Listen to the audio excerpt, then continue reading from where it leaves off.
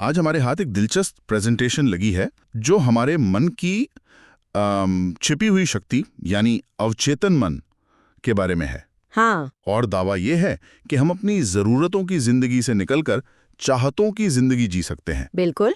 तो चलिए इस पर थोड़ी गहरी चर्चा करते हैं और समझते हैं कि दिमाग के इस 90% हिस्से की शक्ति को जगाने का राज आखिर है क्या। इसकी शुरुआत होती है ये समझने से कि हमारा मन एक आइसबर्ग जैसा है, मतलब समुद्र में तैरता हुआ बर्फ का पहाड़। अच्छा। जो हिस्सा पानी के ऊपर है वो सिर्फ 10% है, हमारा चेतन मन।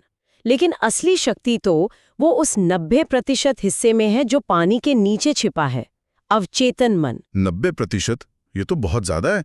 तो अगर ये इतना शक्तिशाली है तो इसे कंट्रोल कौन करता है?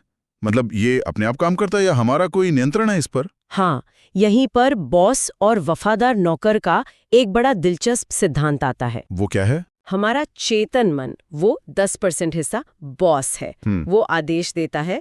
और अवचेतन मन एक कह सकते हैं कि अलादीन के चिराग की तरह है। जो हुक्म मेरे आका। बिल्कुल, उसका सिर्फ यही मंत्र है। वो सही गलत मुमकिन नामुमकिन कुछ नहीं दिखता।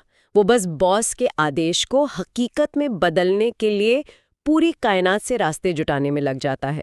एक मिनट, मतलब अगर मैं मजाक में भी खुद से कहूं कि मुझसे ये काम नहीं होगा तो मेरा अवचेतन मन उसे एक आदेश की तरह ले सकता है। ये तो काफी खतरनाक भी हो सकता है। हाँ, और ये बात पकड़ना बहुत जरूरी है। अवचेतन मन मजाक, गुस्सा या असलियत में फर्क नहीं करता। अच्छा। वो सिर्फ उन आदेशों पर काम करता है जिन्हें हम मन में स्वीकार कर लेते हैं। कोई अगर लगातार सोचे मेरी तो किस्मत ही खराब है, तो वो सच में वैसे ही हालात पैदा कर देगा। इसका कोई उदाहरण है? सबसे अच्छा उदाहरण है सुबह 3 बजे की फ्लाइट के लिए अलार्म बजने से ठीक 2 मिनट पहले नींद खुल जाना। हाँ, ये तो होता है। वो इसलिए होता है क्योंकि हमने अपने मन को एक विकल्प नहीं दिया था, बल्कि एक मजबूत आदेश दिया था कि मुझे हर हाल में उठना है। ठीक है, ये बात तो समझ आती है। पर एक सवाल है, अगर ये इतना आसान है कि बस सकारात्मक सोचो और सब मिल जाएगा, तो फिर हर कोई सफल क्यों नहीं हो जाता?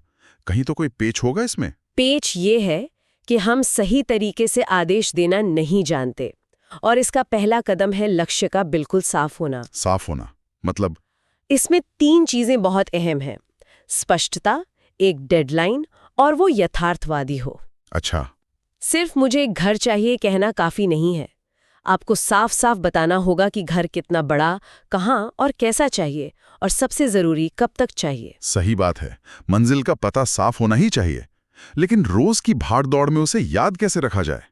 शायद यहीं पर वो विजन बोर्ड का आइडिया काम आता है ना? बिल्कुल।